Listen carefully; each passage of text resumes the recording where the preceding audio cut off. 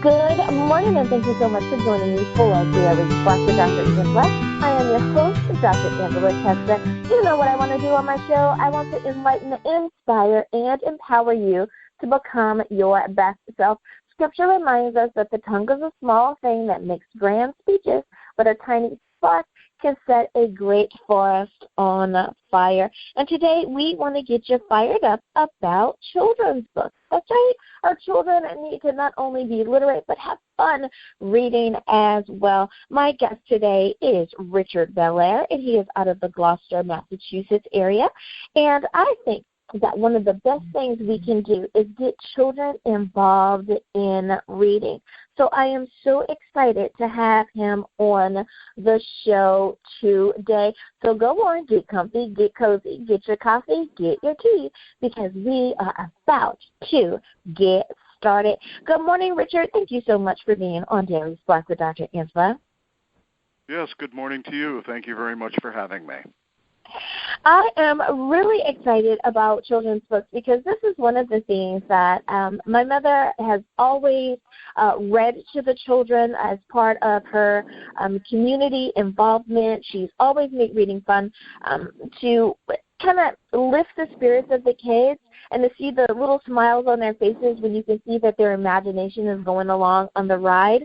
So I hope that today is going to be as fun as that, because I know that people love to talk about things that are going to help their kids be the best that they can be. Not just adults need to live their best life. The kids need to live their best life too. So what prompted you to write a children's book? Well, it's something that I've always wanted to do, and I've really never had the time to do. The first part of it probably is I joined a writers group in Gloucester, Mass., where I live, and it was at the local library, and they had already had a meeting before I joined them, and it was writing children's books. Now, I didn't know that, so I was a brand new person sitting in on a meeting that had already gone on for a couple of weeks. And when I found out that it was children's books, I wasn't sure that that's what I wanted to do. After sitting in on the meeting for the hour and a half or so, I realized that there was a lot of people there who had good ideas and that they didn't have anyone to illustrate their books. I've always been interested in illustrating books, so I decided that I might attempt to illustrate someone's book if they needed somebody, if they were so desired. Wow. So I thought, after introducing myself, and I did bring some of the work that I had done. Some people were interested in having me illustrate for them. On one lady in particular, I ended up meeting with her after the meeting, and I showed her some of my work, and she showed me what her book was about. And I decided that I really didn't want to do illustrating for her particular book. I just didn't think that it was more. I thought it was not like my style. So right. I then decided, well, I've always wanted to write a children's book myself. Why don't I just do it? And so there was a particular book that I used to read to my kids. This was 35 years ago now, when they were quite young. And the name of the book was A Great Big Ugly Man Came Up and Tied His Horse to Me. And it was done by an author named Wally Tripp. And I went to my daughter, and I asked her if she remembered the book, and she quoted verbatim one of the poems from the book. And they're all nonsensical prose and all rhyming. And so what she said was, I eat my peas with honey. I've done it all my life. They do taste kind of funny, but it keeps them on the knife. And it was a real cute illustration, and so that's kind of the thing that I wanted to do, and so I started doing it, and I wrote a book with 19 cartoons. They're on a 2-page display, and there's a character, an animal, and the name of the book was A Nearly Fractured Tale. And it depicts, on the cover, it depicts a beaver with stitches in the tail, which is in the foreground, and it has a thought bubble above its head. It says "dam," and that's D-A-M. And it extends on to the second page, and it shows a broken dam, and he's got his hand, and he's dressed in human clothing, and he's got his hand on an axe, and he's chopping a log, and there's some worker beavers trying to repair what is a broken dam. So, and the whole idea was just to create a happy moment between the parent or the reader and the child. So that's kind of the basis of my book. I really just wanted to create something that could connect with the child. And it's written with a lot of homonyms, in other words, words that sound the same but have completely different meanings. So the child, in this case, would hear the name or the word tail in A Nearly Fractured Tale and would see that it was a tail that had stitches in it and a Band-Aid on it. And so, although it's spelled T-A-L-E, it depicted something that the child could connect with. And the parent then would have to explain, possibly, what the connection was. And it would just be kind of a happy moment between the parent and the child. I love that. Now, where did you get the ideas of the things that you choose to talk about in your book? Well, the ideas are basically from life experiences, things that, true life experiences. There's a lot of things that would take a lot of explanation as far as what it was that I illustrated, and in the connection that was made between the present time of me wanting to actually come up with a storyline and a prose, and things that have actually gone on.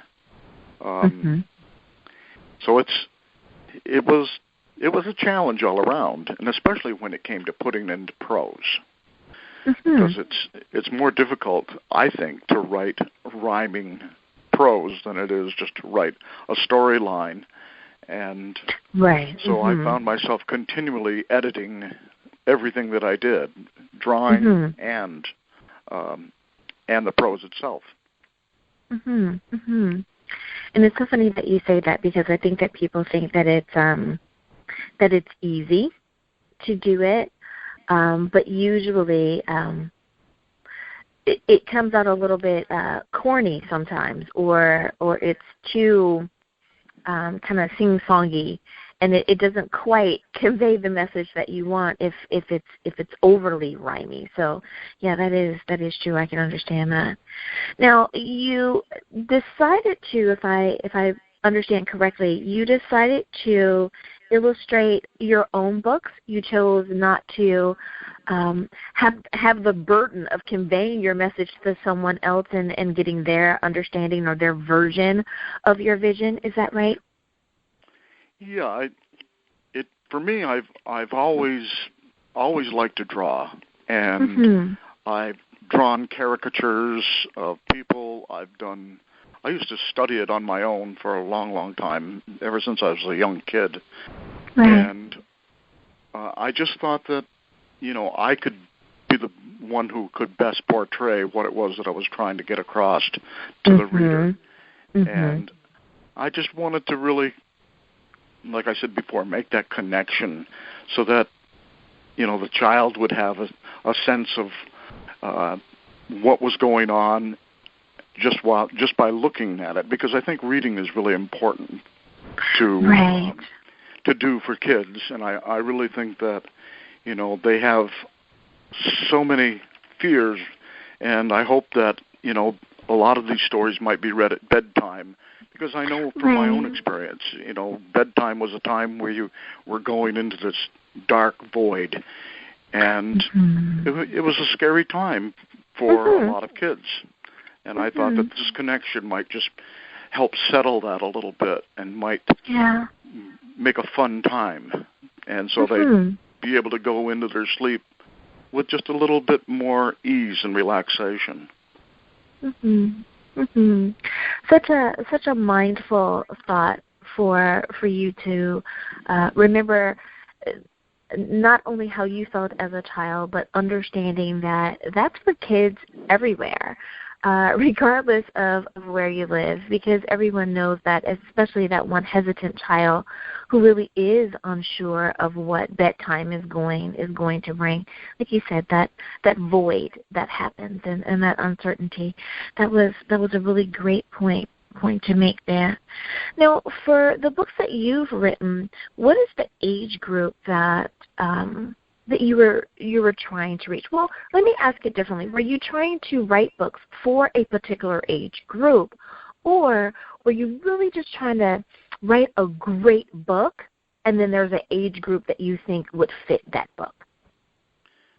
Well, first off, the first book, Nearly Fractured Tale, it's all animals, and I think kids, I think the younger children can, they find a fascination with animals, and so I kept it simple enough for the really young crowd, and I'm talking maybe between, say, 3 and 5, generally, is what I was thinking.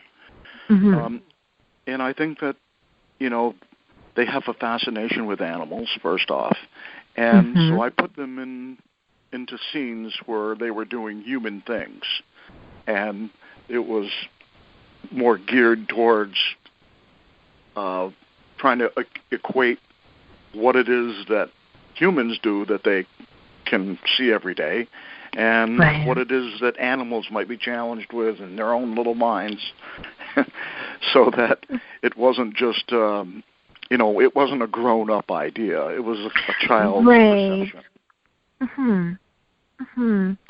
I love that.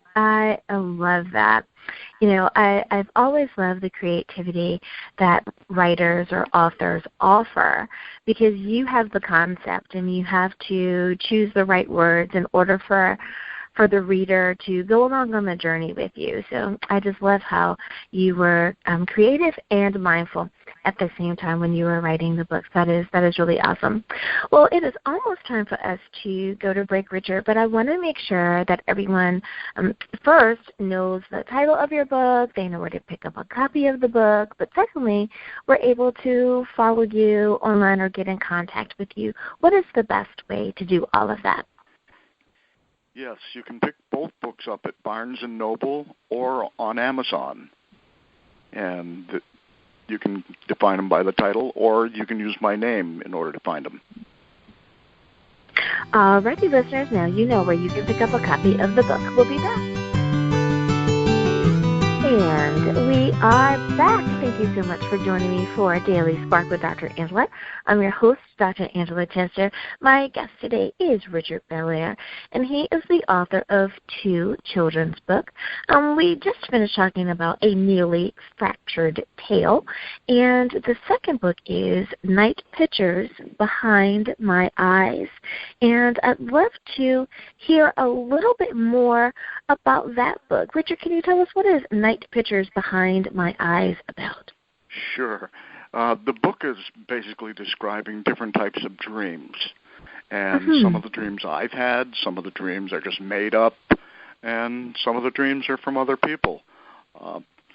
And the title comes from a friend of mine who woke his 3-year-old up one morning, and his son sat up in bed and said, "Daddy, last night I had night pictures behind my eyes." Well, that was just too good for me to not use. Wow, yeah. What a way for a child! What a way for a child to describe a dream. Yeah. Wow.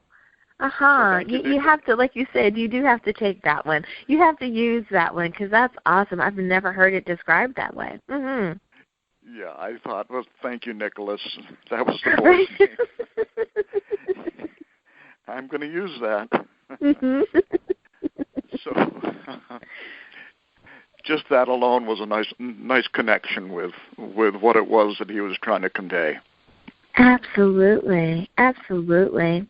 Now, for that book, is there a particular age group that you were thinking of as you were writing, or is this just a general children's book for anyone who would want to read it or have it read to them? Well, it's kind of more a book for children of all ages because it has a lot more rhyming prose in it. I find most children, or even into teens, don't want to read. They pick it up and they look at the pictures and they scan through the pictures, and that usually ends their time with it. Right. I find also that elderly people seem to pick up on it and like it also. That's why I said children of all ages.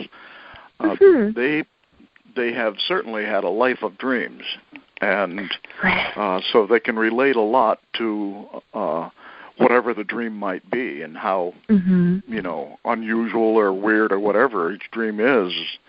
And so I find that the crowd that really looks at that more is someone who can read quite well.